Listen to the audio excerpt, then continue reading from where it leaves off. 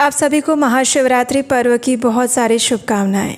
भगवान शिव की विशेष कृपा आप और आपके परिवार पर बनी रहे, यही प्रार्थना करते हैं।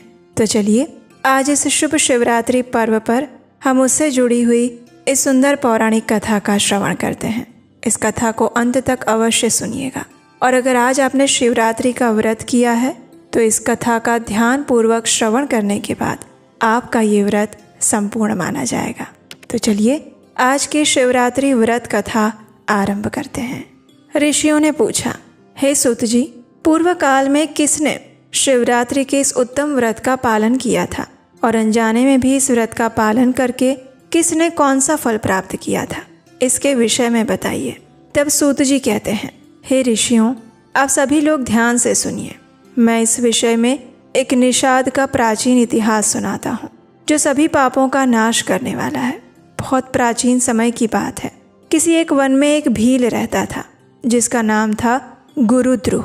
उसका कुटुंब बड़ा था और वो बलवान तथा क्रूर स्वभाव का होने के साथ ही क्रूरतापूर्ण कर्म में तत्पर रहता था। वो प्रतिदिन वन में जाकर मृगों को मारता और वहीं रहकर नाना प्रकार की चोरियां करता था। उसने बचपन से ही कभी कोई शुभ कर्म नहीं किया था और इस प्रकार वन में रहते हुए उस दुरात्मा भील का बहुत समय बीत गया।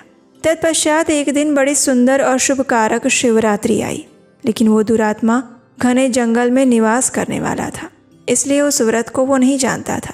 उसी दिन उस भील के माता पिता और पत्नी ने भूख से पीड़ित होकर उससे याचना की, हे वनेचर, हमें खाने के लिए कुछ दो। उनके इस प्रकार याचना करने पर वह तुरंत धनुष लेकर चल पड़ा और मृगों के शिकार के लिए सारे वन में घूमता रहा। दैव योग से उसे उस दिन कुछ भी नहीं मिला और सूर्यास्त हो गया। इससे उसको बड़ा दुख हुआ और वो सोचने लगा कि अब मैं क्या करूं, कहाँ जाऊं, आज तो कुछ नहीं मिला।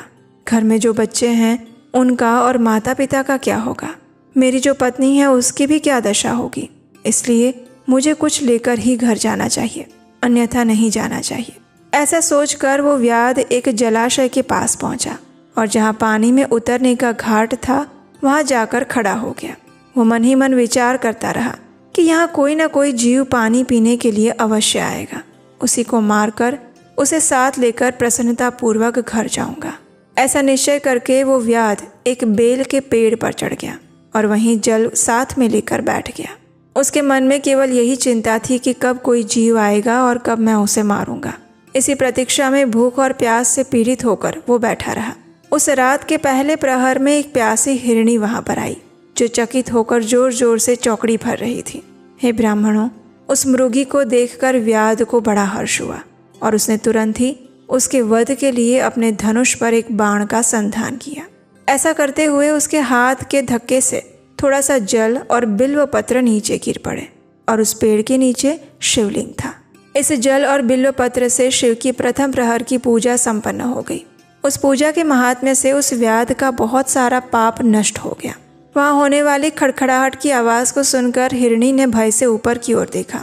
व्याध को देखकर वो व्याकुल हो गई और कहने लगी, हे व्याध, तुम क्या करना चाहते हो, मेरे सामने सच सच बताओ।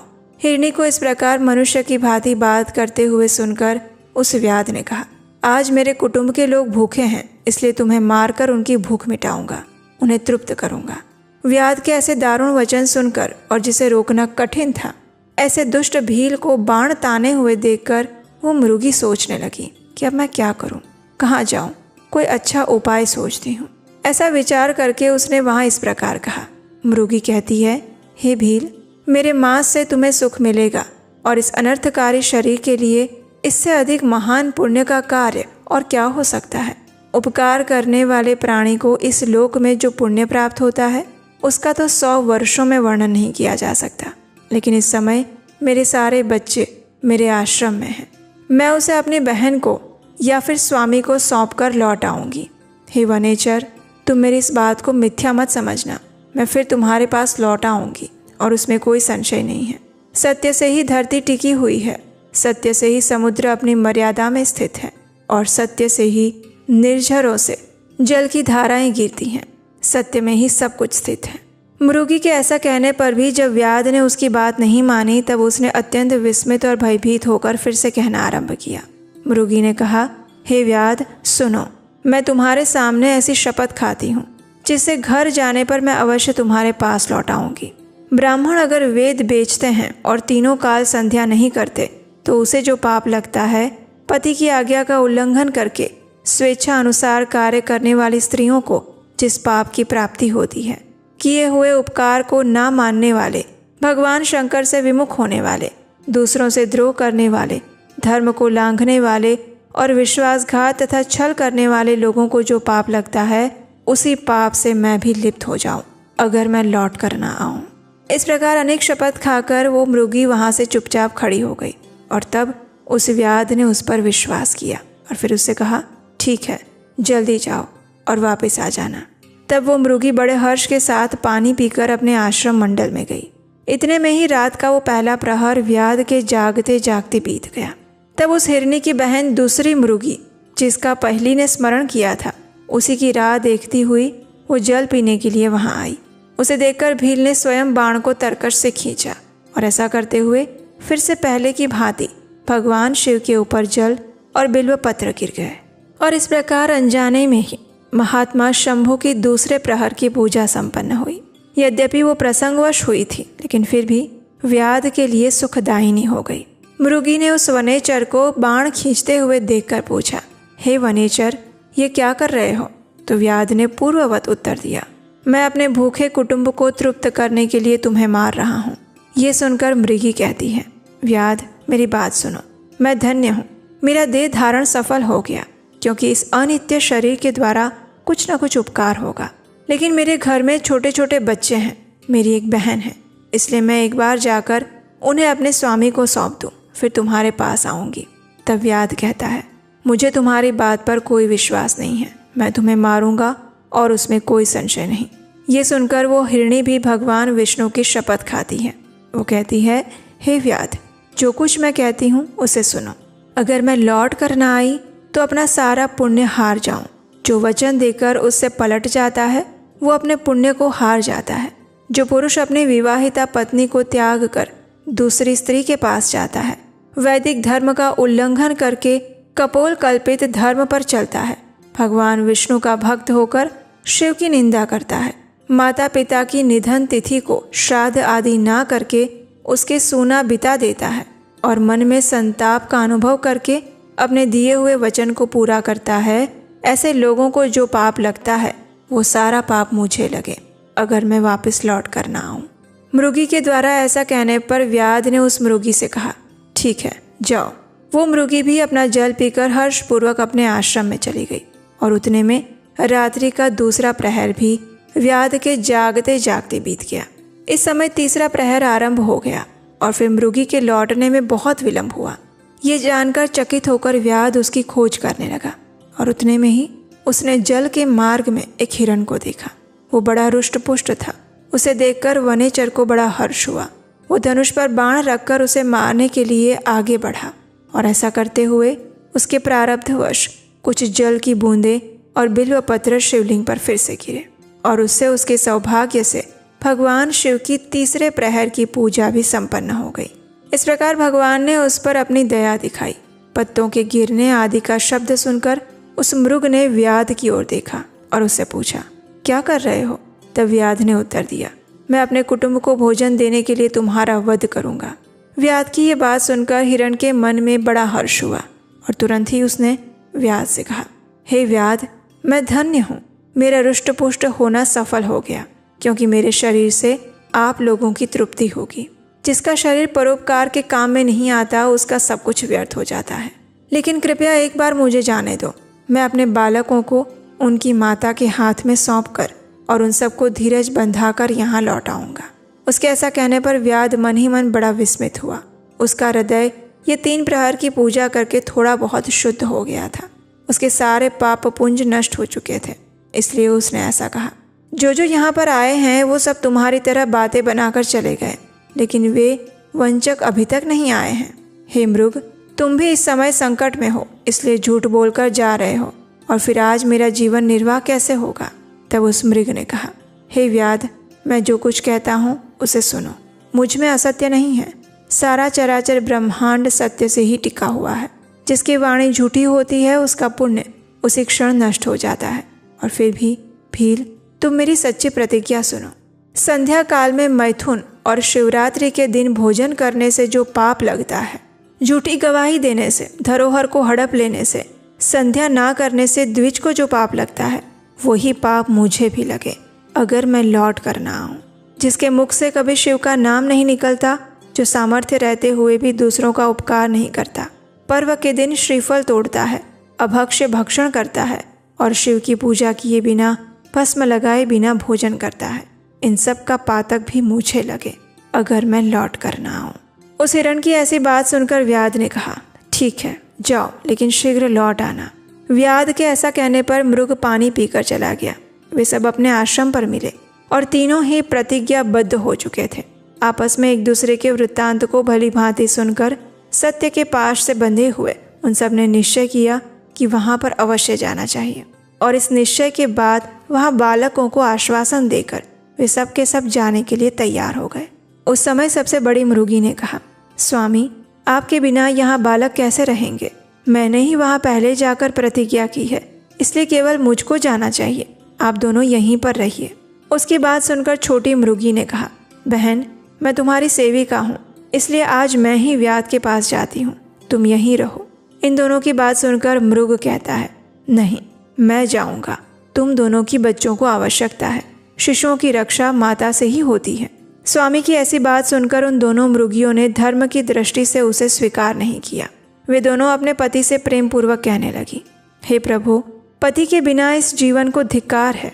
तब उन सब ने अपने बच्चों को सांत्वना देकर उन्हें पड़ोसियों के हाथ में सौंप दिया और स्वयं शीघ्र ही उस स्थान को प्रस्थान कर गए जहाँ व्याध शिरोमणि उनकी प्रतीक्षा कर रहा था।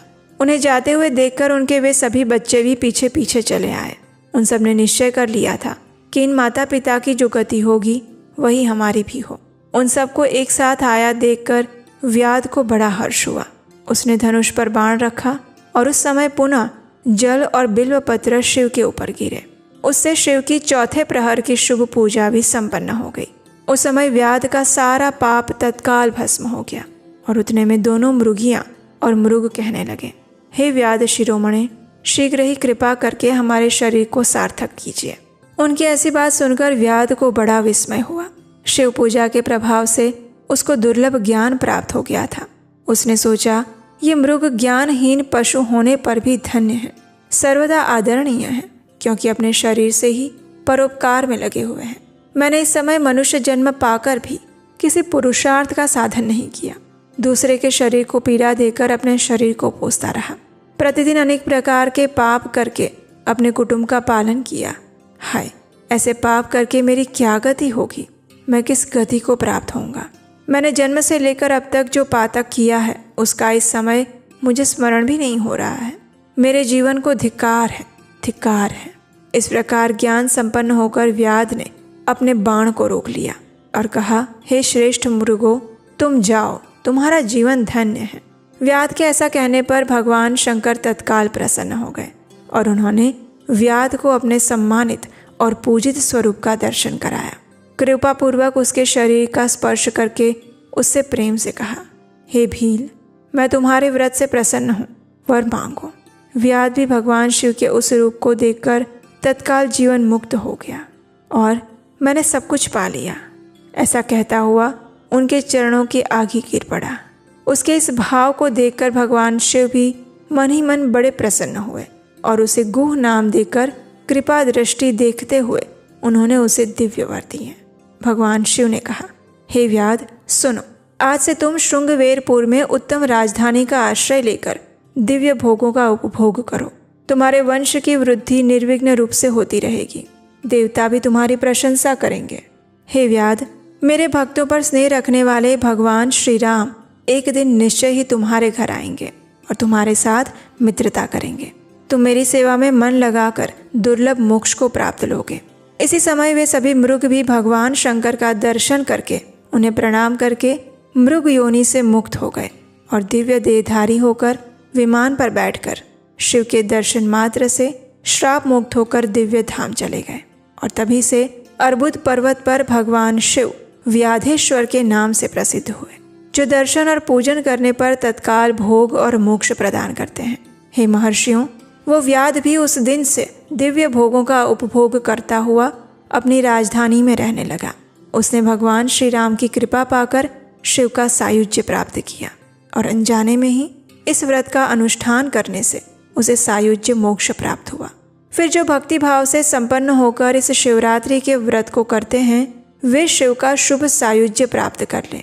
इसके लिए कहना ही क्या, सभी शास्त्रों और अनेक प्रकार के धर्मों के विषय में अच्छे से विचार करके इस शिवरात्रि व्रत को सबसे उत्तम बताया गया है।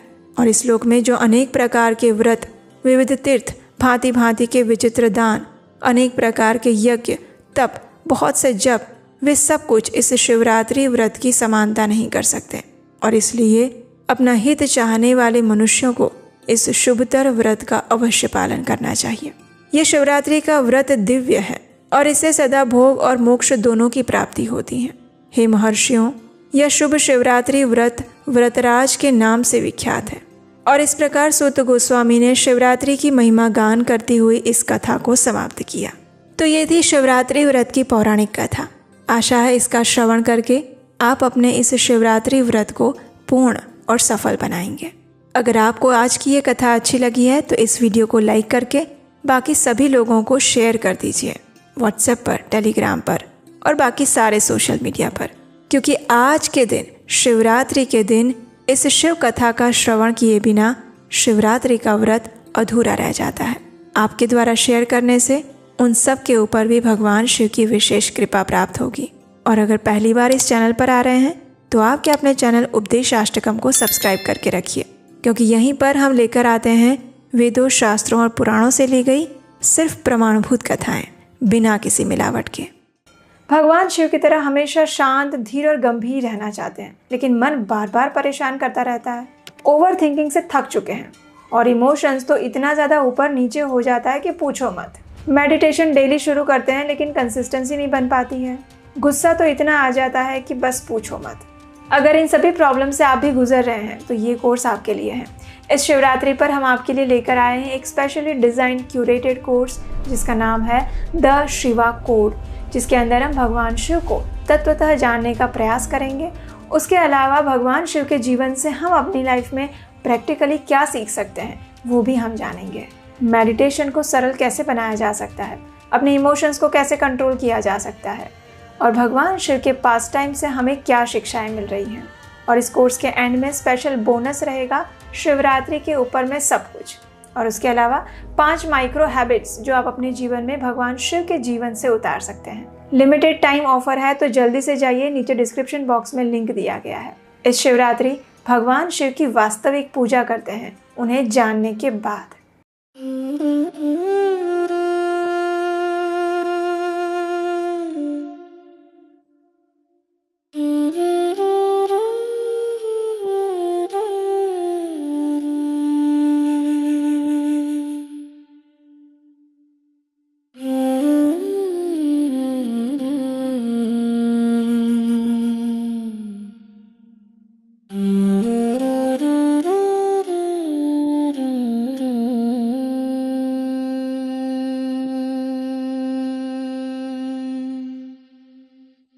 शिव रे शिव राम सखे प्रभो, त्रिविध ताप निवारण हे विभो।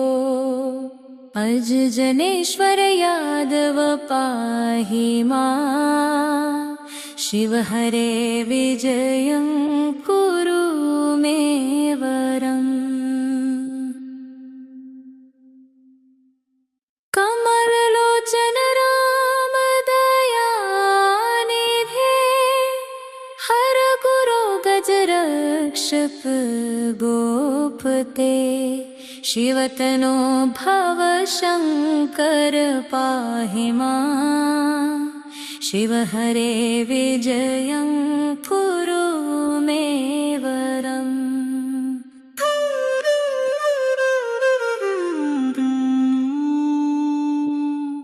स्वजन रंजन मंगल मंदिर, भजति तं पुरुषं परं पदम् भवति तस्य सुखं परमाद्भुतम् शिवहरे विजयं पुरो मे वरम्।